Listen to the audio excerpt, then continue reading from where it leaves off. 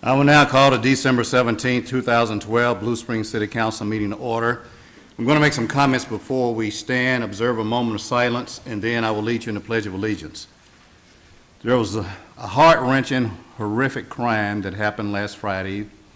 About a 20-year-old deranged person in Newtown, Connecticut, where he killed his mother, 26 and 7-year-olds, children, and 6 adults.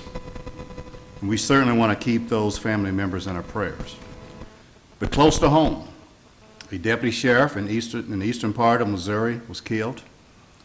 And last night, 2 Topeka, Kansas police officers was killed by a 22-year-old. We're certainly living in troubled times. So with that in mind, let us stand, observe a moment of silence, and then I will lead you in the Pledge of Allegiance.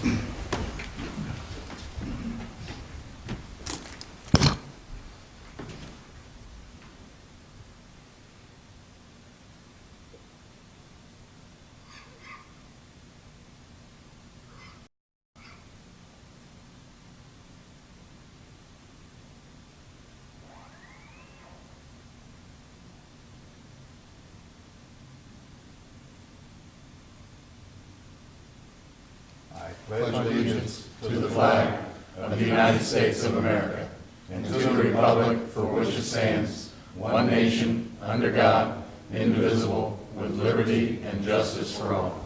You may be seated. I want to welcome those of you in attendance as well as those that might be watching on Cable TV 7 to tonight's Blue Springs City Council meeting. The next item is the consent agenda. Councilman Edmondson asked that item G be pulled. Unless there are other items, I'll accept a motion for approval except item G. Is there a second? Second. Roll call, please. Councilman Gobel? Aye. Councilman Levesey? Aye. Councilman Fowler? Aye. Councilman Carter? Aye. Councilman Edmondson? Aye. Councilman Bowerman? Aye. Carried unanimously. Thank you. Item G. Councilman Edmondson. Your Honor, I just wanted to bring this up. The public probably doesn't see this unless they actually look at the agenda for the council meeting, but item G concerns the approval between the Art Commission and myself, some property to put a temporary art project on, and so therefore it's not fair for me to come out and vote for that, though there's nothing beneficial on that other than I get something that makes me look good over there, but other than that, but I did want to at least make that public that is something that's happening on property that I do own. Certainly that is duly noted. And other council members, would you like to move the approval of this resolution? So moved. Is there a second? Second. Okay. Let's do a roll call so Councilman Edmondson can abstain. Councilman Levesey? Aye. Councilman Fowler? Aye.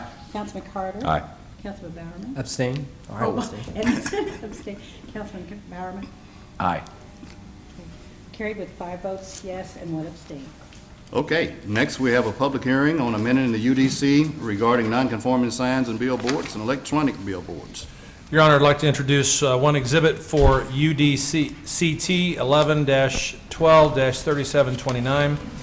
The exhibit includes a City Council information form from City Attorney Bob McDonald, memorandum dated December 10, 2012, the Planning Commission with attachments, and affidavit of publication is advertised in the Examiner November 24, 2012. Unified Development Code Text Amendment Application Form dated November 20th, 2012. These are all the exhibits I have to offer on behalf of this public hearing. Okay, Mr. Allen, on behalf of the city. Thank you, Your Honor, and members of the council. Again, before you this evening is actually a request from the city to modify the Unified Development Code regarding non-conforming signs and billboards, and also to add information and definitions related to electronic billboards. This item was heard by the Planning Commission last week and was voted unanimously 10-0 to recommend approval of it as submitted. The reference material that they reviewed is the memorandum dated December 10th. Let's skip ahead to that. From James Holly, Assistant Director of Community Development, to the Planning Commission, referencing the specific portions within the UDC that are being proposed to be modified in order to allow the provision of electronic billboards. The first section that's requested to be modified is Section 405.010, which is commonly referred to as the use table. Presently, just billboards in general are noted. This would further delineate electronic billboards in the same fashion, and then tie back to Section V, which lists conditions related to items that are conditionally approved within the use table, and that's Section 405.020, special use standards.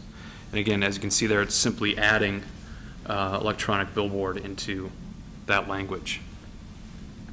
Non-conforming signs, this is not necessarily directly related to electronic billboards, but it is related to some amortization clauses that were put in to the code back in 1989. Several changes in state law and other changes to our sign code over the years have rendered these unnecessary and moot. So therefore, we're requesting these be removed as well, referencing Section 409.040, subsection D, 6 and 7, talking about non-conforming billboards need to be removed by December 4th, 2009. As you recall, that date has come and gone, and that has not occurred. Number 7 talks about all other non-conforming signs to be made compliant by December 4th, 2014. As you can imagine, any effort to do something of that grand scale in nature would be quite difficult, and that is an understatement, I'm sure. With that, again, staff has recommended those be removed. If anything, again, they're just not consistent with policies and procedures here in the city, nor with state law as it stands either. With that, the final item that you're reviewing as part of the public hearing is the new definition for electronic billboards. And you can see there, this is information culled from other similar ordinances with the assistance of our city attorney, Bob McDonald, to put together pretty all-inclusive types of technology that could be considered electronic billboards. So not simply limited to LED or LCD type displays that you may be more familiar with, but pretty much any other technology that can be considered electronic in nature here and in the future. And what we differentiate between, a question that did come up at the Planning Commission, we differentiate between electronic reader boards, which is currently in the sign code, which was adopted 2 years ago to allow electronic reader boards on monument signs, is the square footage requirement here. 350 square feet and above would be a billboard, so it would fall under billboard regulations in the sign code. Anything less than that would fall under electronic reader board. So if we have the same type of technology, that's kind of the size differentiation in terms of what requirements would apply from the sign code. So with that, this is the public hearing, again, just for the UDC text amendment. The items that are included for further consideration are related to the sign code itself, which are outside of the UDC, and therefore not required to be a part of this public hearing. But I'm sure if there are any questions, we could try to answer those between myself, Mr. Holly, and Mr. McDonald. Okay, are there any questions of Mr. Allen? Councilman Fowler? Yes, Your Honor.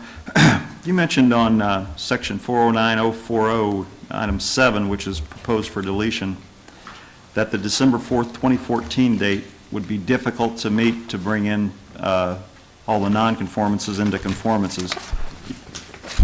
Correct? Correct. But that was created in over 22 years ago, so it's not like people only have 2 years to get it done. It's like basically they were given 25 years to accomplish the task, correct? True. That would be 25 years from the date it was enacted. So that is a difficult task to accomplish, 25 years? From this point forward, it would be, considering what's still existing as a non-conforming sign. Not to call out any in particular, but any of the pole signs you see along 7 Highway for some of the restaurants and such, those would be considered non-conforming signs, would have to be made into a conforming sign, which would be typically your monument sign. And because 25 years of planning isn't enough foresight and vision to accomplish that, you say it's going to be difficult now, so let's remove the ordinance? Again, this is based on recommendation from the city attorney because of state law that has kind of diminished the, I guess, the effectiveness and ability for cities to amortize these types of restrictions. The issue of amortization as to signs has never been completely vetted in the courts, but the Supreme Court of Missouri in 99, I think it was, said that you can't change the law while when a sign is already in existence to make it be taken down unless you're going to compensate. Well, it didn't ever address the compensation issue. It just said you couldn't do that if you didn't have anything that set forth the compensation. The question would then be whether or not amortization of the signs would be allowed or not, and this affects probably all of the pole signs in the city, other than the ones along I-70. Well, they're actually non-conforming now. They'd have to either reapply and see, but that's the only place we allow pole signs now. And there are numerous other types of signs that are no longer in conformance and would come up against that. I would expect that we would see a full crowd out in the audience if we ever started to try to make people to take them down. And I don't know that we'd be successful because of the laws that exist right now. As to the billboards issue, that's even a little more clear cut that we wouldn't be successful. Good. That's your question? Yeah, no, I think we've been through this before, so, yeah. Okay, anyone else? Okay, thank you, Ms. Allen. Thank you. Is there anyone in the audience who'd like to speak in support of? In support of? In opposition to? Opposition to? We'll close this public hearing. Need an introduction on Bill 4244. I'd like to introduce you, Your Honor. Okay.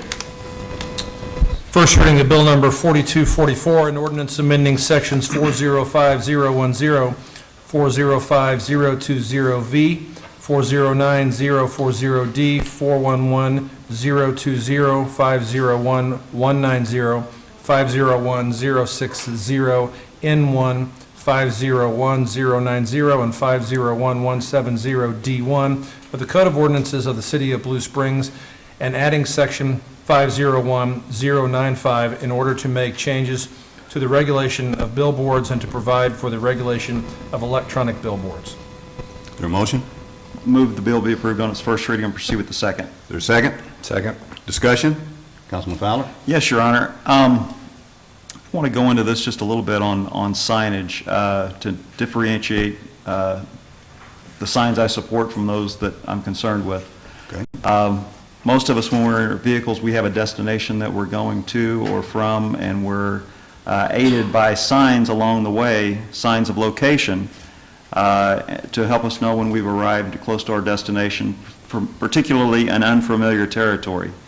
And I definitely support that signage. It helps support public safety, reduce vehicle trips. It lets people know when they're approaching the location that they need to. But if a sign is not there for location and helping the public along our parkways and thoroughfares, then it's generally going to be there for marketing and advertising. And that's always been a delicate balance for governments to try and regulate, because you start getting into public safety issues, public traffic issues, distractions. Distractions we know are affect public safety. We want to regulate texting while driving. We obviously know that's a distraction. Too much distractions while driving can impact public safety. And the people in these chairs more than 20 years ago, well, Your Honor, I think you were part of it back then, tried to regulate signage and trying to regulate more of the marketing and advertising type signage to draw that delicate balance between too much and public safety. And you can even get into where, towns have been blighted by it. So with that, I think that this goes a little bit farther than my comfort level is going to allow me to go. So I'll be respectfully voting against this. I just don't think that it's that the marketing and advertising portion of this serves our community as well. I think that we've got enough of that. Thank you. Any other comments? I would point out, Your Councilman Honor, that these electronic signs will also be a public service. It will include amber alerts, silver alerts, other notifications that we need to make as a city. So it takes the billboard marketing a step further and also allows a public service element to it. Okay, thank you. Any other comments? Seeing none, all in favor say aye. Aye. Opposed, no? No? Second reading of Bill Number 4244, an ordinance amending Section 405010, 405020V, 409040D, 411020, 501190, 501060N1, 501090, and 501170D1 of the Code of Ordinances of the City of Blue Springs, and adding Section 501095 in order to make changes to the regulation of billboards and to provide for the regulation of electronic billboards. Move the bill be approved on its second reading and assign the appropriate ordinance Is there number. a second? Second. Further discussion? Roll call. Councilman Fowler, No? Councilman Carter. Aye. Councilman Edmondson, Aye. Councilman Bowerman, Aye. Councilman Cobell, Aye. Councilman Levesey. Aye. Carried, giving an ordinance number 4421. Next, we have introduction and reading of Bill 4245. I'd like to- I'll introduce it, Your Honor. Okay, First reading of Bill Number 4245, an ordinance approving the final plat for Oaks at Woods Chapel, second plat, lots 1 through 3, and Tract A, City of Blue Springs, Jackson County, Missouri. Move the bill be approved on its first reading and proceed with the second. is there a second? Second. Discussion? All in favor, aye. Aye. Opposed, no? Second reading of Bill Number 4245, an ordinance approving the final plat for the Oaks at Woods Chapel, second plat, lots 1 through 3, and Tract A, City of Blue Springs, Jackson County, Missouri. Move the bill be approved on its second reading and assign the appropriate ordinance Is there number. a second? Second. Discussion? Roll call. Councilman Carter. Aye. Councilman Edmondson. Aye. Councilman Bowerman. Aye. Councilman Quabell. Aye. Councilman Levesey. Aye. Councilman Fowler. Aye. Carried unanimously, giving an ordinance number 4422. Next, we have introduction and reading of Bill 4246. I will introduce it, Your Honor. Okay, First reading of Bill Number 4246, an ordinance approving the final plat for Opossum Hollow, lots 1 and 2, City of Blue Springs, Jackson County, Missouri. Move the bill be approved on its first reading and proceed with the second. is there a second? Second. Discussion? All in favor, aye. Aye. Opposed, same sign. Second reading of Bill Number 4246, an ordinance approving the final plat for Opossum Hollow, lots 1 and 2, City of Blue Springs, Jackson County, Missouri. Move the bill be approved on its second reading and assign the appropriate ordinance Is number. there a second? Second. Discussion? Roll call. Councilman Edmondson. Aye. Councilman Bowerman. Aye. Councilman Quabell. Aye. Councilman Levesey. Aye. Councilman Fowler. Aye. Councilman Carter. Aye. Carried unanimously, giving ordinance 4423. Sorry. Next, we have the second reading of Bill 4128. Move the bill be approved on its second and final reading and sign the appropriate ordinance number. Is there a second? Second. Discussion? Roll call. Councilman Bowerman. Aye. Councilman Quabell. Aye. Councilman Levesey. Aye. Councilman Fowler. Aye. Councilman Carter. Aye. Councilman Edmondson. Aye. Carried unanimously, giving an ordinance 4424. Next, we have introduction and reading of Bill 4247. Okay, First reading of Bill Number 4247, an ordinance amending Sections 600-010 and 600-060 of the Code of Ordinances, the City of Blue Springs, in order to make changes to regulations of the sale of intoxicating liquors on Sunday to conform with state law, and to delete all populations limiting regulations on the number of various liquor licenses. Move the bill be approved on its first reading and proceed with the second. is there a second? Second. Discussion? All in favor, aye? Oh, Your Honor, I do have a question. Councilman Carter. We are going to charge a separate licensing fee in order for them to serve alcohol on Sunday. Is that what I'm reading in here? Would you like to address it down here? Yes, under state law, they changed, well, basically, they took all the Sunday liquor licenses and put them together into one thing, and it's a $300 fee for us. We always had about that same fee, I think it was, for when people were under a restaurant bar and stuff like that. So if I owned a bar, there would be a one lump sum payment? You'd get a, if you owned a bar, you'd get a liquor by the drink license for Monday through Saturday, and then you'd buy. A separate if you one for wanted to- Sunday. Yeah, if you wanted to be open on Sunday, Okay. you'd buy a All right, separate. thanks. Okay, any other discussion? All in favor, aye? Aye. Opposed, no? Second reading of Bill Number 4247, an ordinance amending Section 600-010 and 600-060 of the Code of Ordinances of the City of Blue Springs in order to make changes to the regulation of the sale of intoxicating liquor on Sunday to conform with state law and to delete all population limiting regulation on the number of various liquor licenses. Move the bill be approved on its second reading and assign the appropriate ordinance Is there a number. second? Second. Discussion? Roll call. Councilman Corbell? Aye. Councilman Levesey? Aye. Councilman Fowler? Aye. Councilman Carter? Aye. Councilman Edmondson? Aye. Councilman Bowerman? Aye. Carried unanimously, giving an ordinance number 4425. Okay, that brings us to mayoral announcements. We're going to start out with thoughts to ponder. Comes from Frank Lloyd Wright. An idea is salvation by imagination. We have a few announcements that we also want to make. One is, I had an opportunity to participate last week in Bob Balderston and Blue Springs Ford becoming a Motor Trend dealership. This is a special recognition that's only given to a few dealerships in the United States, and Blue Springs Ford will be the only one in this area with that designation, which will be good for Blue Springs, a city on the move. We also want to thank people that attended the first forum last week relating to the community center feasibility study, and there will be another one on January 8th at 6:30 at the Freshman Center. I was in attendance as well as some of you, and it was very well attended. And hopefully we'll have that amount of people showing interest, and we'll come to the one on January 8th at the Freshman Center to give their input. Just a reminder, the City Hall will be closed next Monday and Tuesday in observance of Christmas, and City Hall will also be closed on New Year's Day. And the next regularly scheduled council meeting will be Monday, January 7th. So this is the last meeting for the year. And for those in the audience, as well as those that might be watching on Cable TV 7, we wish you a Merry Christmas and a Happy New Year. Is there a motion to adjourn? I don't have any visitors' appearance forms, so obviously there's no one that want to speak to us. So that being said, I would accept the motion to adjourn. Is there a second? Second. All in favor, aye? Aye. Opposed, same sign? We adjourn. Merry Christmas.